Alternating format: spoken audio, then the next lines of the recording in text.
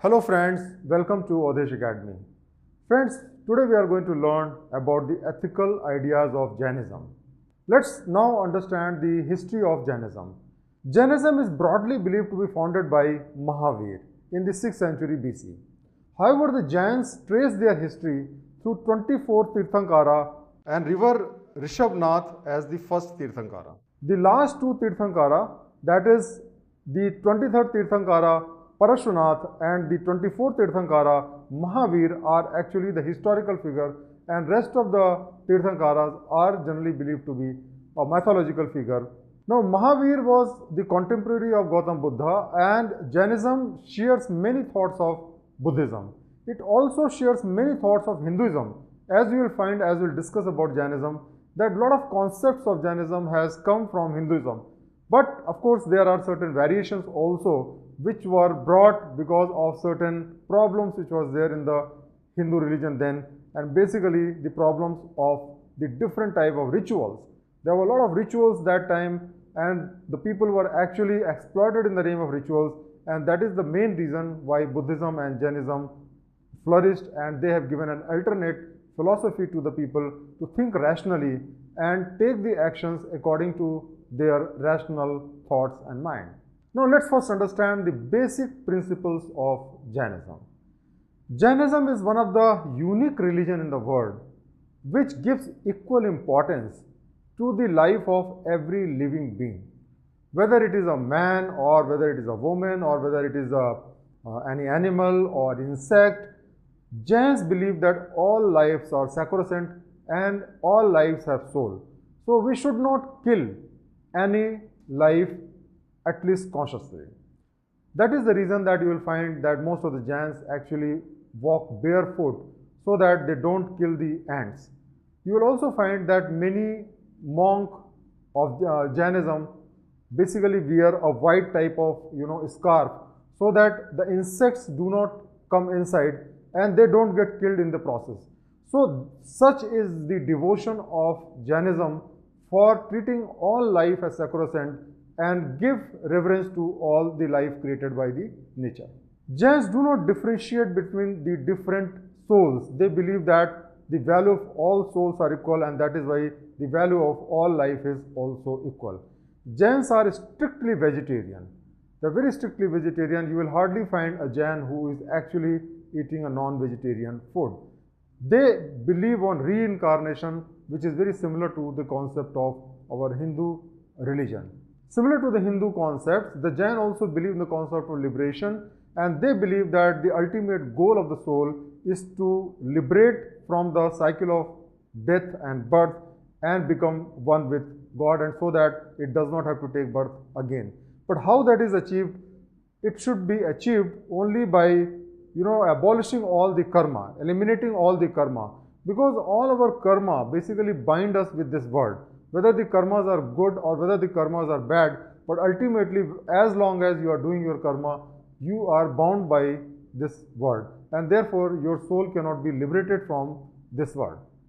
And they have prescribed 3 jewels to follow if you want to liberate your soul. Now what are the 3 jewels of Jainism? We can also call them 3 jewels of ethics of Jainism. They are called right faith or Samyak Darshan, right knowledge or Samyak Gyan, right conduct or Samyak Charitra. So let's understand what is the meaning of right faith. The right faith means that you should find the truth yourself and differentiate or distinguish it from untruth. Friends, you will find that in every religion, in every faith, there are so many things which are false. It is possible that when those religions were created, when those scriptures were written, there were many things which are unknown. But now, after the science has progressed, and we have seen so many things which are not right and not proven scientifically, we still continue to believe on those things, then that is not something which is a right thing to do. For example, it was believed in the earlier time that earth is flat, or it was believed that sun revolves around earth. But now we know that earth actually revolves around sun.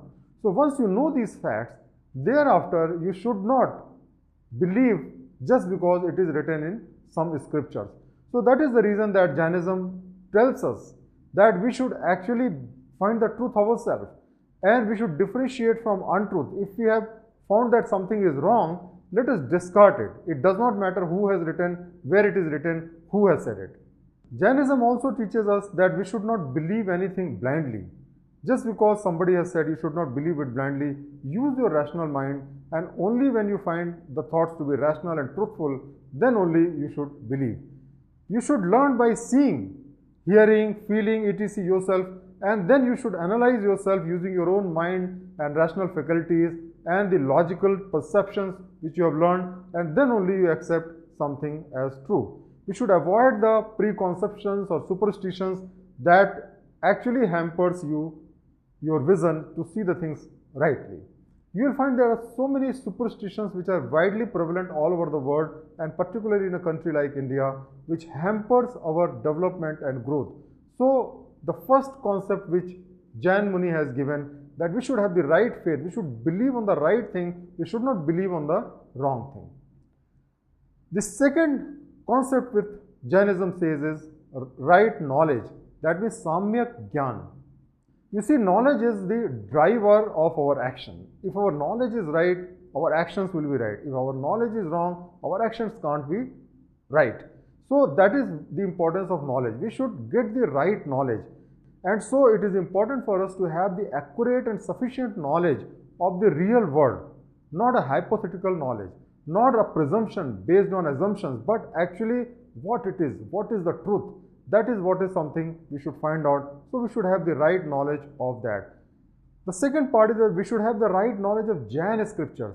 See, it is not good to reinvent the wheel each time. You know, the Jain monks, over thousands of years, they have discovered certain knowledge with lot of penance, lot of hard work, and that knowledge we should learn so that we can follow the right path. Of course, if you don't agree with some of them or some of the knowledge is not correct, you can always discard them. Then the right knowledge is needed for the pure soul. Because if the soul does not have the right knowledge, it is likely to get attached to unnecessary things, to the worldly desires, and that will actually affect the progress of the soul. And if you have the right knowledge, your soul automatically becomes pure. The third important principle is the right conduct or Samyak Charitra. That means if you have the right belief, you also have the right knowledge. But if your conduct is not right, then it is good for nothing. It is all useless. And that is why Jainism teaches us that we should have the right conduct. We should actually follow the ethical rules and not only discuss about it.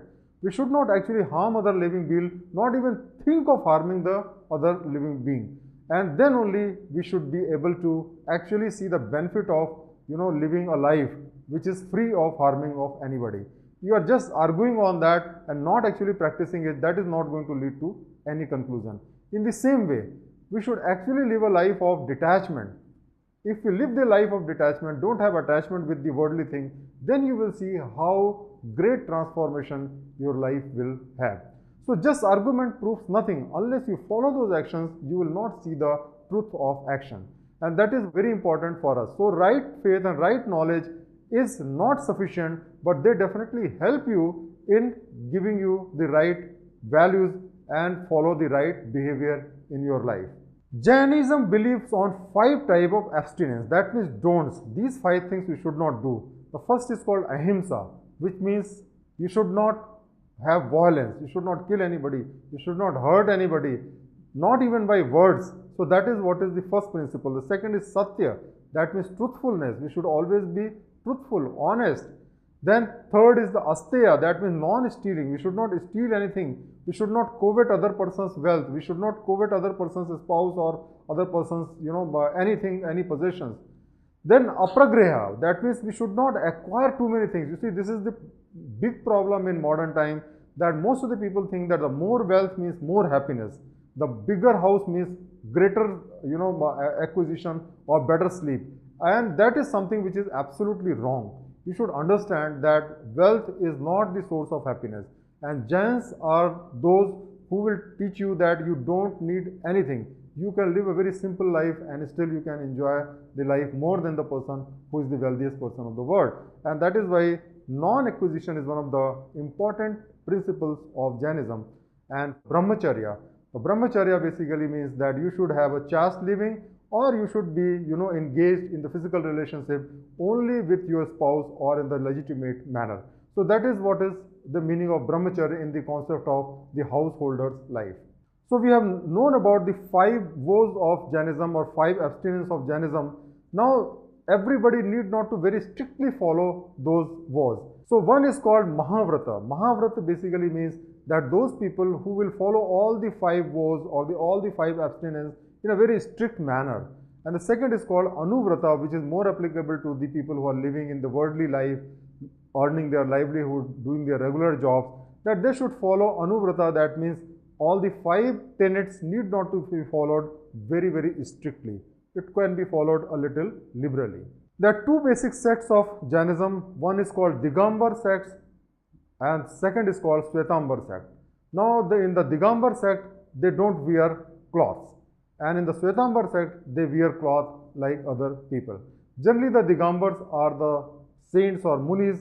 The ordinary people generally have Shwetambar as a sect. Now let us understand the concept of God in Jainism. Jains do not believe in gods. They believe in the divine being who are worthy of devotion. What does it mean? They believe that all human beings are capable of rising to the level of divine. If you do the right conduct, if you do the right thing, a human being himself or herself can achieve the level which is worthy of devotion, worthy of worship. So Jinnas are basically the people who are human beings. They never say that they are born from God or they were God. They are human beings, but because of their effort, because of their dedication, because of their controls, because of their control over their desires, because of their action, they achieve the level of God. So we can all become Jinnah, we can all become like gods if we follow their path. Now the Jains do not venerate or worship Jinnas because they are God, but they venerate them, respect them, honor them, follow them because their conduct is so superior that if you follow them, you can also become like them. And that is the goal of all living beings, that we should try to live the life of the Jinnas. That means it's not necessary that we should worship God. It is important for us to follow their path and become like them. That is the main teaching of Jainism. And if we can follow their conduct, then we will become like them, and that is the path of the perfection, that is the path of perfect soul, and that is the path of liberation.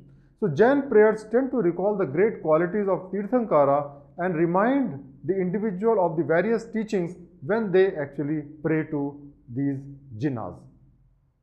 So friends, today we have learned about the different principles of Jainism, and Jainism's principles have highly influenced the Indian way of life because it reduced the ritualism, it reduced the animal sacrifice and so many evil things which used to go on that period of time. And a large amount of vegetarianism which is popular in India perhaps can be attributed to Jainism, who has taught us to respect all the lives of this world and not kill any other animal. Thank you very much for watching the video. Keep watching the video. Please attempt the questions which are there after this lesson. Thank you very much.